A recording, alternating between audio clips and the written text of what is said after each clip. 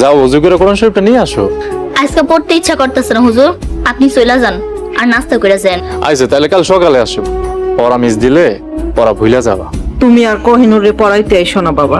হাদিয়া নিয়ে চিন্তা করতেছেন, আমি কুইনুর রে হাদিয়া ছাড়াই পড়ামো আল্লাহর সন্তুষ্টির জন্য।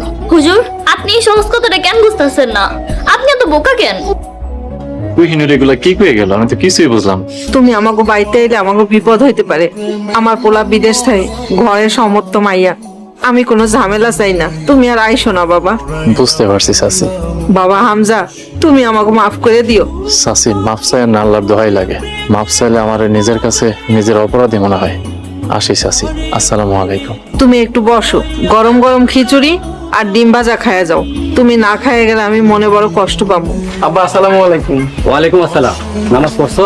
হ্যাঁ আব্বা নামাজ পড়ছি। ফজর নামাজ তো আরো 1-1.5 ঘন্টা আগে শেষ হয়ে গেছে, এতক্ষণ কই আছিলি?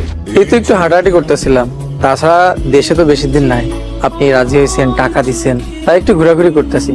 একটা কথা মনে রাখিস, লাখ টাকা ভাঙ্গিয়া তুই বিদেশ যাইতেছস। এই পরিবারের ভালো মন্দ এখন তোর হাতে, তুই এই দায়িত্ব ভুলিস না বাপ। ইনশাল্লাহ আব্বা, কখনো ভুলবো না। আপনি শুধু দোয়া করেন আমার জন্য। রিপন আমাকে ওরকম পোলাই না যে পরিবারের ভুলে যাইব। আপনি খালি রিপনের লেগে দোয়া করি।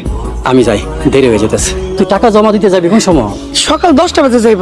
টাকা আর ছেলের ভবিষ্যৎ আল্লাহ পাকের দয়ার উপর ছাইরা দিছি, আমার যেমন লাগবে না। তুই কিন্তু একা একা টাকা জমা দিতে যাস না, তোর ভাইয়ের সাথে নিয়ে যাস। আচ্ছা আব্বা, আসসালামু আলাইকুম।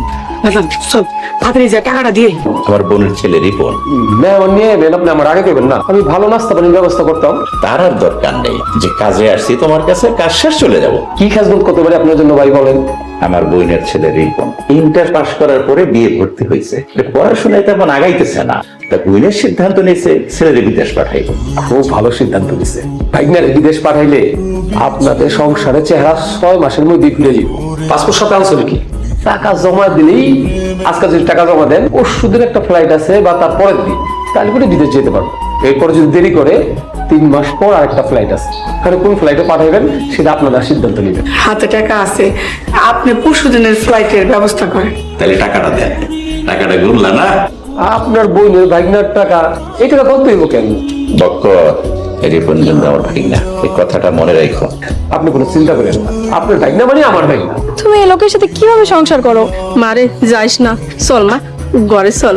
আমাকে বাধা দিও না, এই বাড়িতে আমার পক্ষে থাকা সম্ভব না। যেখানে মানুষের কোনো সম্মান নেই, বিবেক নেই, নীতি আদর্শ নেই, সেখানে আমার পক্ষে থাকা সম্ভব না। চলে গেলে তোর বাবার আমি কি জবাব দিব? বলবার আইসা অনেক কষ্ট নিয়ে চলে গেছে, যে কষ্ট নিয়ে বেঁচে থাকা কঠিন। তোমরা যদি আমাকে আটকে রাখার চেষ্টা করো, তাহলে আমি হয়তো পাগলই হয়ে যাব।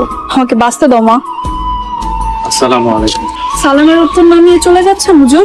আমি ঢাকা চলে যাচ্ছি, আর কখনো এই গ্রামে ফিরে আসবো না। আপনি আমার জন্য অনেক কিছু করেছেন, আপনাকে ধন্যবাদ জানানোর মতো সুযোগটা পাই নাই। ইনশাআল্লাহ 2-3 দিন পর পবিত্র মাহে রমজান, আপনি এমন সময় ঢাকায় চলে যাচ্ছেন।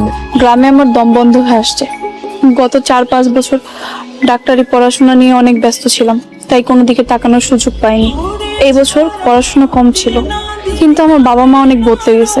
আমি তাদের সাথে খাপ খাওয়াতে পারছি না, তাই নিজেকে সরিয়ে নিচ্ছি। আপনি থাকবেন না চলে যাবেন, এটা আপনার একান্তই ব্যক্তিগত ব্যাপার, কিন্তু আমি অনুরোধ করব আপনার বাবা মায়ের সাথে রাগ করে যাবেন না। যদি আপনি আপনার বাবা মায়ের সাথে খাপ খাওয়াতে না পারেন, তাহলে তাদেরকে বদলানোর চেষ্টা করেন, ভালো উপদেশ দেন। বাবা মাকে ত্যাগ করা ইসলামের সমর্থন করেন। তাহলে এখন আমি কি করব? বাবা মা যদি ভুল করে, তাহলে তাদেরকে কোরআন হাদিসের আলো দিয়ে বোঝানোর চেষ্টা করুন। তাদেরকে ছেড়ে যায় না। সামনে রহমত বরকতের মাস, হয়তো এই রহমতের মাসে আল্লাহ তাদেরকে ওই সুযোগ দিবেন যে কিনা তারা ভালোর পথে হাঁটবে।